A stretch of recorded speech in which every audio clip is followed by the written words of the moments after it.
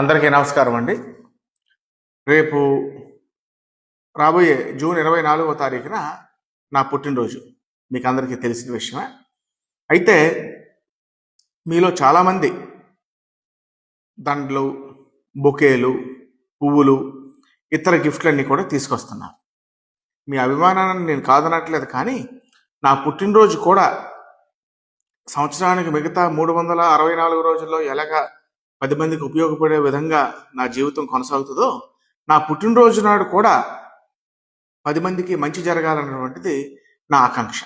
కాబట్టి ఈ సంవత్సరం నుంచి నా పుట్టినరోజుకి పువ్వులు, బొకేలు, దండలు కాకుండా దయచేసి పిల్లలకు ఉపయోగపడే నోట్బుక్స్ అవనివ్వండి, పెన్స్ అవనివ్వండి, స్టేషనరీ అవనివ్వండి, అదేవిధంగా నిత్యావసరాలు అవనివ్వండి, బియ్యం అవనివ్వండి, ధాన్యం అవనివ్వండి, ఉప్పులు అవనివ్వండి, పప్పులు అవనివ్వండి, లేకపోతే 10 మందికి ఉపయోగపడే కూరగాయలు అవనివ్వండి, ఇలాంటివి తీసుకొచ్చి నాకు మీరు నా పుట్టినరోజుకి అందజేస్తే పేద ప్రజలు ఎవరైతే ఉన్నారో మన నియోజకవర్గంలో అర్హులైనటువంటి పేద ప్రజలు అనేక మంది మూల్యం లేకుండా ఇబ్బంది పడుతున్నటువంటి కుటుంబస్తులు కుటుంబాలు ఎన్నో ఉన్నాయి.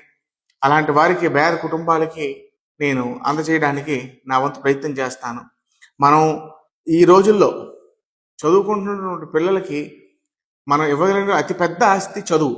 మీరు ఇచ్చినటువంటి నోట్బుక్లు, పెన్లు వాళ్ళకి చదువులో ఉపయోగపడే విధంగా గవర్నమెంట్ స్కూల్స్లో అవనివ్వండి,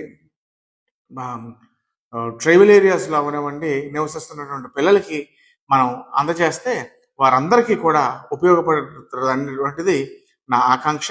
కాబట్టి ఈ సంవత్సరం మీరందరూ కూడా ఈ పువ్వులు, బొకేలు దాంట్లో బదులు పుస్తకాలు, పెన్నులు, కూరగాయలు, నిత్యావసరాలు ఇస్తే 10 మందికి ఉపయోగపడుతున్నది నా ఆకాంక్ష.